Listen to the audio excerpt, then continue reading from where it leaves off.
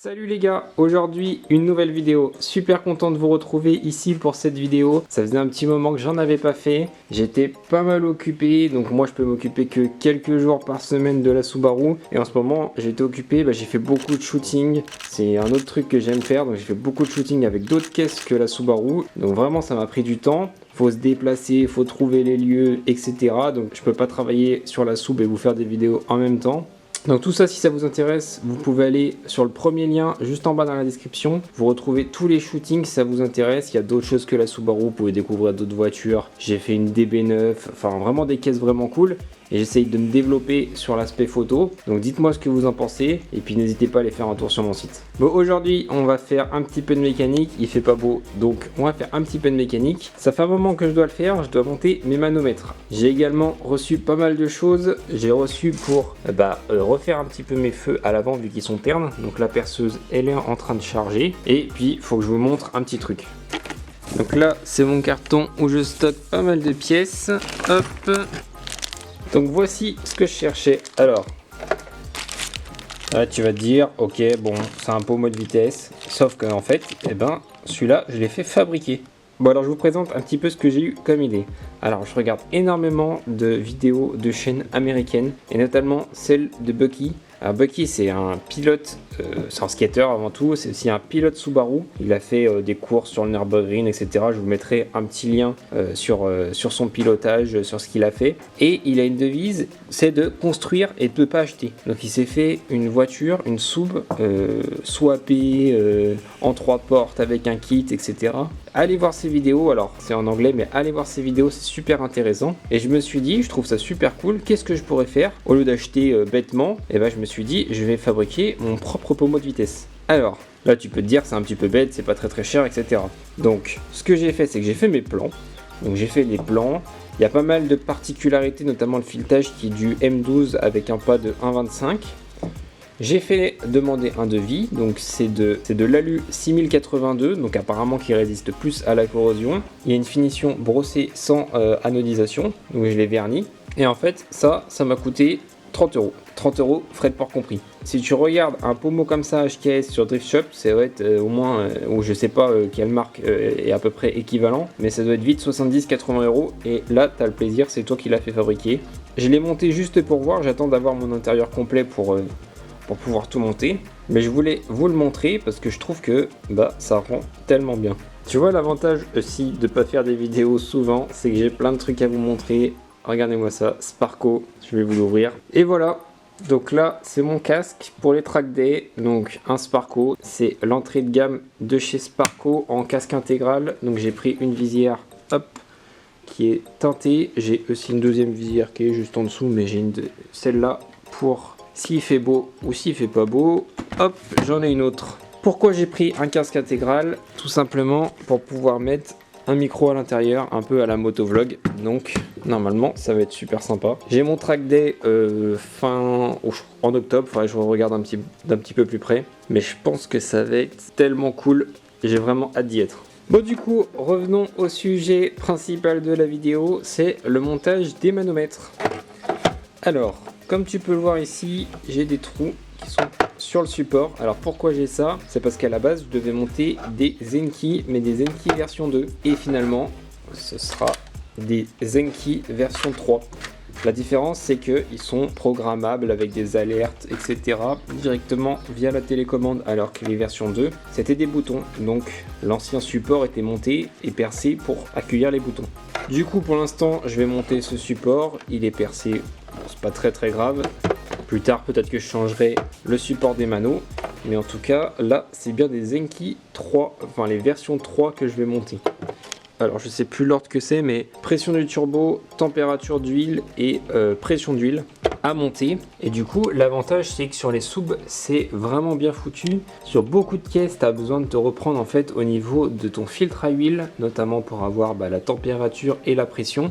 Et les valeurs sont pas très précises, alors que sur le bloc, les EJ20 et les EJ25, tu as deux endroits où tu peux te ponter en fait avec des adaptateurs pour pouvoir reprendre tes sondes. Alors, il y en a un juste ici, je vais vous apporter un peu de lumière. Alors du coup, il y en a un que j'ai déjà câblé en fait, qui se trouve juste ici, je sais pas si vous allez voir. Donc là tu te reprends ici, c'est le premier endroit, c'est pour la température d'huile. Je vous mettrai le schéma. Tu as juste à démonter l'échangeur, donc tu as quelques vis à démonter, tu as celle-ci, tu as 3 vis là, les 2 vis qui tiennent l'échangeur, tu retires l'échangeur et en fait tu as un bouchon juste à la place de la sonde, tu dévisses, tu mets ton adaptateur, pense à bien mettre du téflon.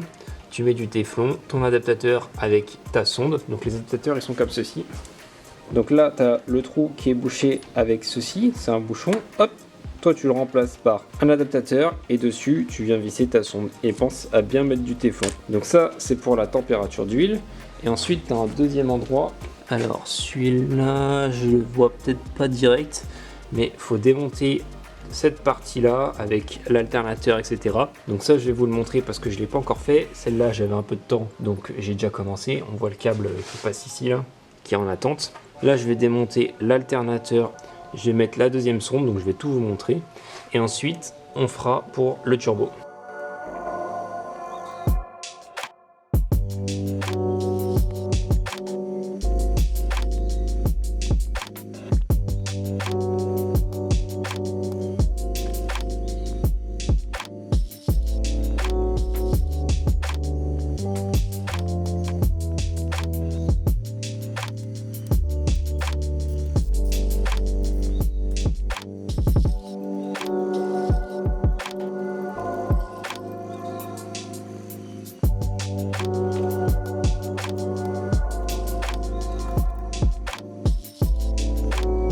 Et voilà, c'est démonté. Donc comme d'hab, ça reste assez simple.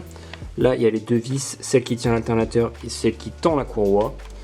Et on va se reprendre juste ici. Et là, il y a le petit EJ20 qui fait plaisir. Donc là, on va se reprendre juste ici avec cette cosse qu'on va débrancher. Et à la place, on va mettre notre sonde pour le manomètre. Je vais préparer mon raccord pour pouvoir le remplacer. L'idée, c'est que ça vienne comme ceci.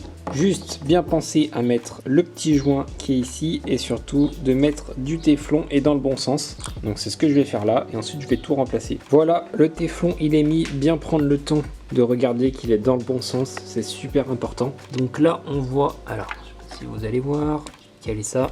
Là on voit la sonde que j'ai dévissée. Hop, donc ça c'est la sonde et là on voit l'ancien adaptateur.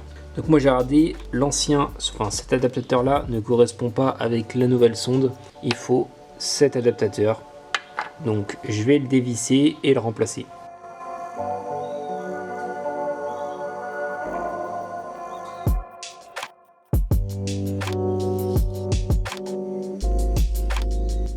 Et du coup là on voit bien le nouveau raccord et la sonde qui va venir dessus. Donc là je vais mettre pareil un petit peu de téflon sur la sonde.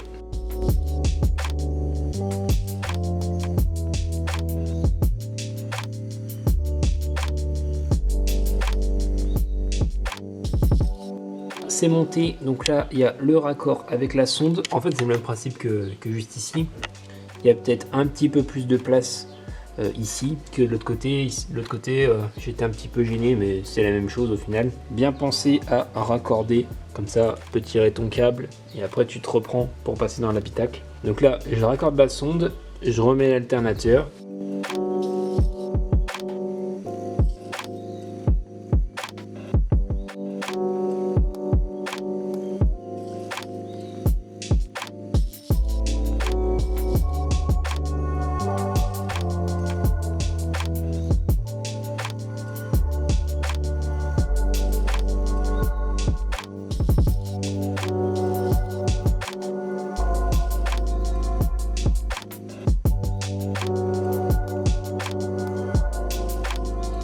Bon voilà, c'est tout remonté. Donc la tension de la courroie ça se fait par ici. Là c'est juste un axe en fait pour la tension de la courroie.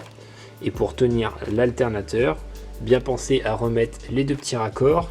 Et là on voit mon câble qui passe. Alors je le ferai proprement. Là j'ai juste mis des Colson ici en provisoire parce que j'ai roulé un petit peu avec alors que c'était pas branché, donc je les ai déportés ici.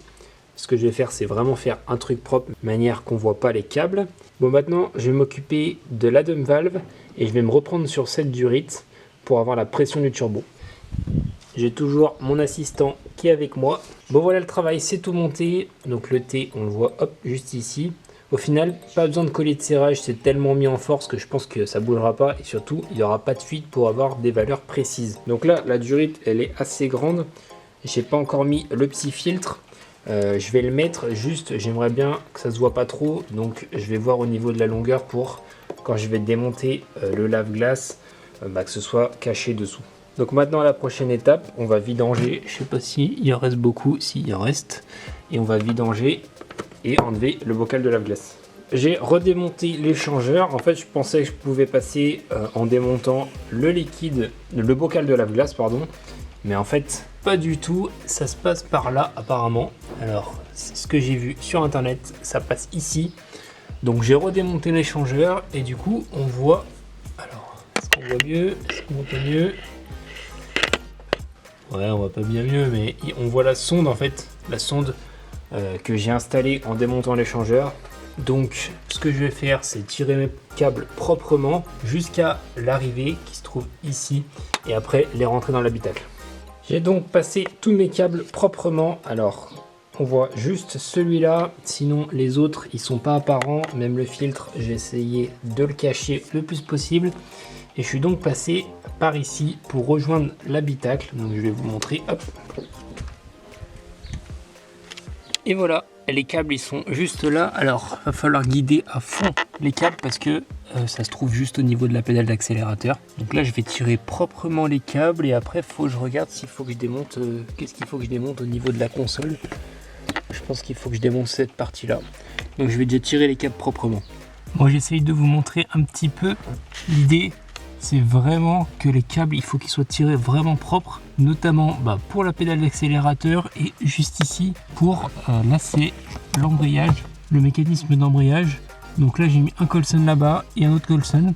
Normalement ça devrait pas du tout gêner. Et ensuite je vais voir pour ce qu'il faut démonter. Je pense que je peux peut-être récupérer les câbles juste en démontant le haut de la console là au niveau de l'horloge. Voilà la petite technique que j'ai trouvée pour essayer de pas tout démonter. J'ai mis un câble par le haut. Et en fait, je vais accrocher les 3 manos sur ce câble, retirer le câble et normalement les 3 manos vont ressortir par là.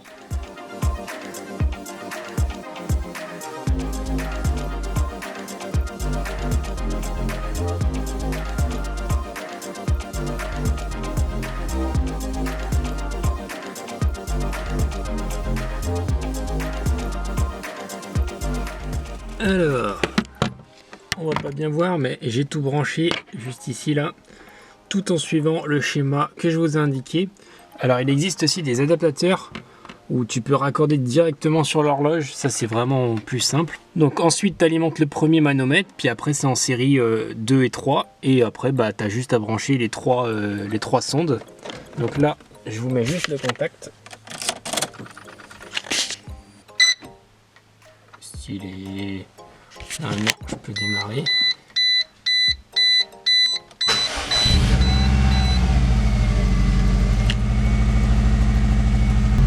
Bon, déjà ça s'allume, je suis déjà content.